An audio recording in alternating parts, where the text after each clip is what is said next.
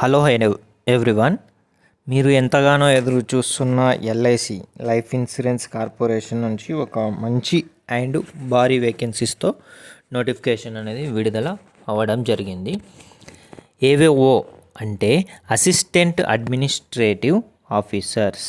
ఇక్కడ మెన్షన్ చేశాడు చూడండి, అసిస్టెంట్ అడ్మినిస్ట్రేటివ్ ఆఫీసర్స్. అయితే టోటల్గా మనకు నెంబర్ ఆఫ్ వేకెన్సీస్ వచ్చేసి 300. ఇందులో బ్యాక్లాగ్ వేకెన్సీస్ వచ్చేసి 23 ఉన్నాయి అండ్ టోటల్గా వచ్చేసి 277 వేకెన్సీస్, అంటే టోటల్గా 300 వేకెన్సీస్.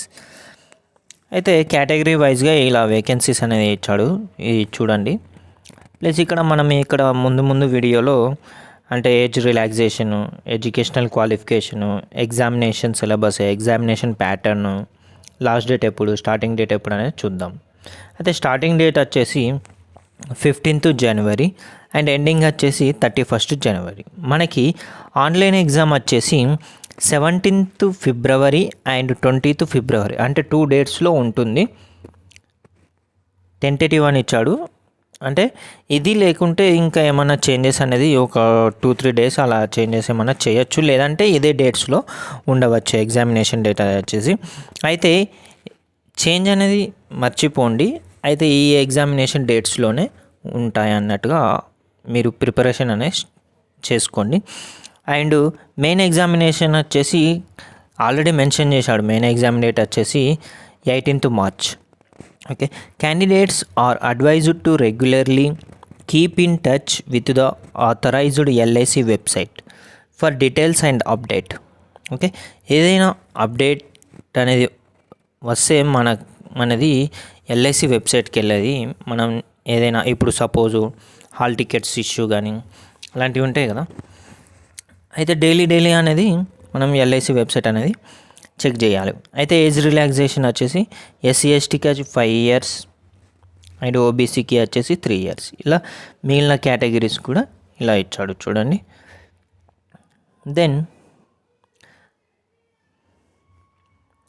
ఇక్కడ మనకి ఎగ్జామినేషన్ ఫీ వచ్చేసి ఎస్సీ ఎస్టీ అండ్ పీడబ్ల్యూబీడీ క్యాండిడేట్స్కి 85 rupees plus transaction charge. All other candidates like OBC కానీ ఈడబ్ల్యూఎస్ జనరల్ వాళ్ళందరూ ఉంటారు కదా, వాళ్ళందరికీ 700 ప్లస్ జిఎస్టీ అనేది ఉండడం జరుగుతుంది.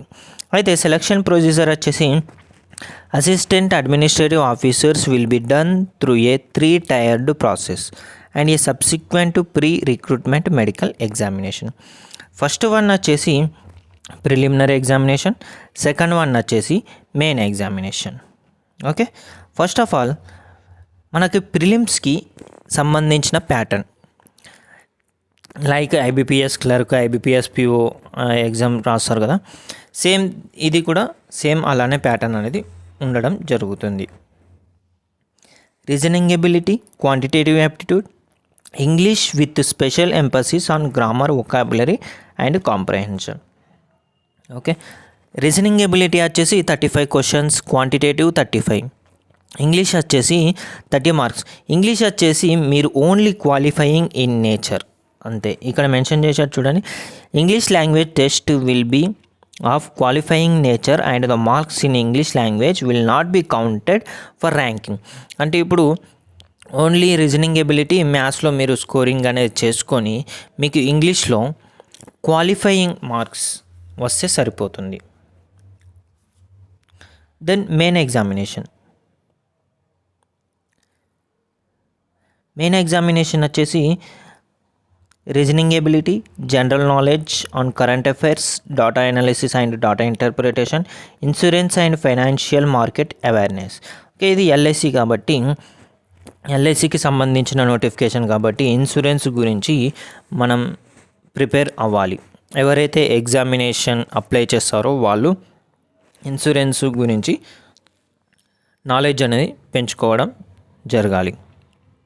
And descriptive, letter writing and essay వచ్చేసి ఇక్కడ నెంబర్ ఆఫ్ క్వశ్చన్స్ వచ్చేసి 120 questions అయితే 300 marks, అంటే ఒక్కొక్కటి ఈచ్. రీజనింగ్ ఎబిలిటీ వచ్చేసి 3 marks ఉంది each question. General knowledge and current affairs each question 2 marks, అంటే మ్యాథ్స్ రీజనింగ్ వచ్చేసి each question 3 marks and remaining 2 marks. So టోటల్గా 300 marks, 2 hours of examination and essay writing అనేది ఉండడం జరుగుతుంది.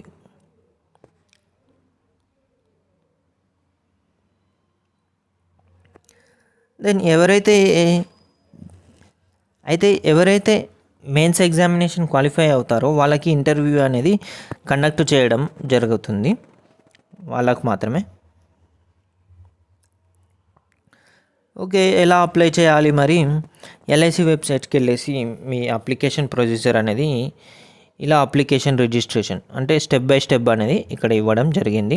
ఒకవేళ మీకు తెలియకుంటే మీరు పీడిఎఫ్ అనేది డౌన్లోడ్ చేసుకొని ఈ పాయింట్స్ ఉన్నాయిగా, ఈ పాయింట్స్ చూసుకుంటా మీరు అప్లికేషన్ చేస్తే సరిపోతుంది. ఫస్ట్ ఆఫ్ ఆల్ మీరు ఈ సైట్కి వెళ్ళాలి, LICindia.in.